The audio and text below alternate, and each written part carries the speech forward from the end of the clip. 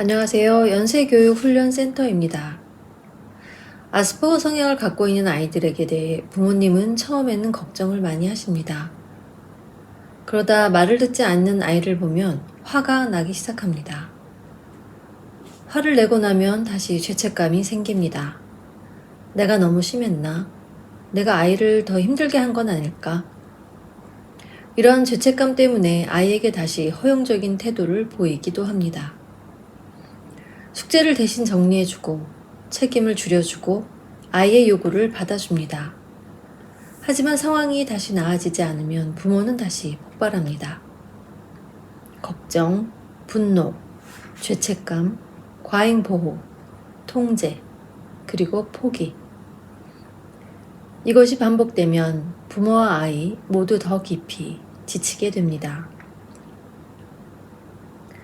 발달장애 특성이 있거나 아스퍼거 특성을 보이는 아이들은 부모를 더 혼란스럽게 할 수 있습니다. 말을 잘하고 기억력도 좋고 관심 있는 분야에 대해서는 뛰어난 능력을 보이기도 합니다. 그런데 사회적 상황에서는 자주 어긋나고 감정 조절이 어렵고 지시를 거부하며 학습과 책임을 강하게 피합니다. 이때 부모님은 생각합니다. 머리는 좋은 것 같은데 왜 이러지?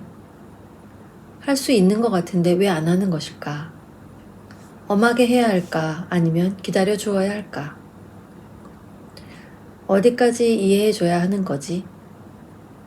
이러한 혼란이 길어질수록 부모는 아이의 행동을 정확히 해석하기 어려워집니다.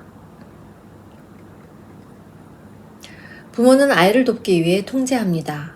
잔소리를 하고 비교하고 처벌하고 강제로 공부시키려고 합니다. 하지만 아이는 부모의 통제를 도움이 아니라 공격으로 받아들일 수 있습니다.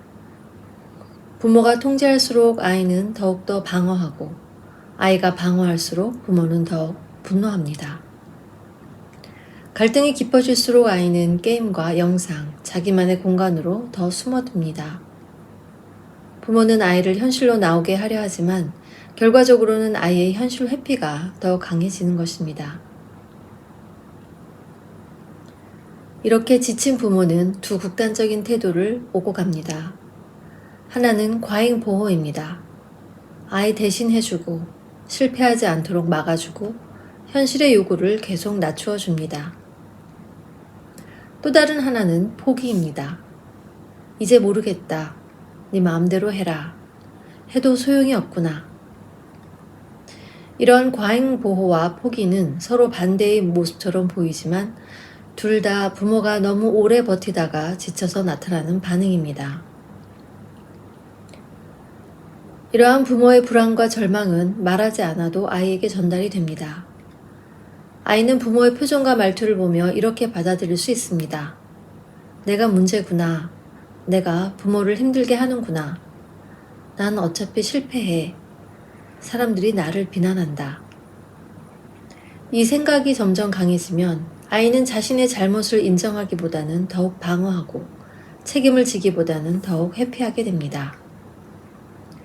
부모의 불안이 아이의 방어를 키우고 아이의 방어가 다시 부모의 불안을 키우는 구조입니다.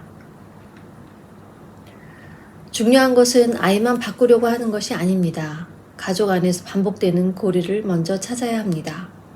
불안, 분노, 통제, 방어, 회피, 죄책감, 그리고 포기. 이 고리를 끊지 않으면 아이는 계속 숨어들고 부모는 계속 소진하게 됩니다. 부모에게 필요한 것은 더 강한 통제도, 더 큰 죄책감도 아닙니다. 아이의 행동을 새롭게 해석하는 기준이 필요합니다. 이 행동이 단순한 게으름인지, 불안의 표현인지, 실패에 대한 두려움인지, 아니면 자기 방어인지, 혹은 현실 회피인지 구분해야 합니다. 원인을 구분해야 훈련의 방향도 달라질 수 있습니다. 아이의 문제 행동만 바라보면 부모는 결국 지치게 됩니다. 하지만 행동 뒤에 있는 구조를 보기 시작하면 부모의 대응이 달라지고 아이와의 관계도 달라질 수 있습니다. 부모가 먼저 무너지지 않아야 아이도 다시 현실로 나올 수 있습니다. 진짜 변화는 아이를 더 강하게 혼내는 데서 시작되지 않습니다.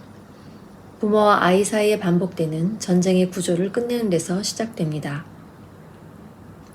현재 가정에서 통제와 저항, 분노와 죄책감, 과잉보호와 포기가 반복되고 있다면 부모님 혼자 해결하려고 버티지 마세요. 연쇄교육훈련센터에서는 아이의 현재 행동만 보는 것이 아니라 행동 뒤에 있는 발달 특성과 정서 상태, 학습 저항과 현실 회피의 구조를 함께 살펴보고 가정에서 실천할 수 있는 교육훈련 방향을 안내해 드립니다. 아이를 바꾸기 전에 무엇이 반복되고 있는지부터 점검해 보시기 바랍니다.